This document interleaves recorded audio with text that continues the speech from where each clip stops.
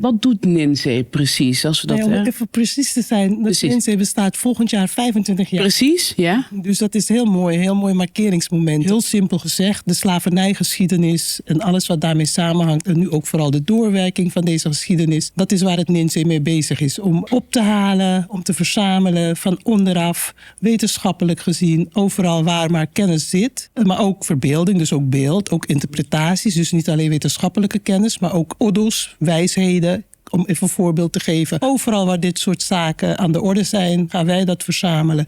En proberen wij dat op verschillende plekken terug te geven. En wat is de verhouding tussen NINSE en het herdenkingscomité? Het NINSE wordt dus het kennis- en expertisecentrum. Dat is de rol die het NINSE heeft gekregen. Ik vond het heel mooi dat jij het woord herinneringscultuur noemt. Een herinneringscultuur is dus een beweging die zich inzet om vanuit de geschiedenis verschillende aspecten neer te zetten. En dat is dus belangrijk voor de nazaten, maar ook voor Europese mensen, ook de mensen die dus uit Nederland hier zijn geboren, zeg maar. Vanuit die herinneringscultuur hebben wij dus een aandeel in het stukje kennis opdoen, verspreiden en het kennis- en expertisecentrum opzetten.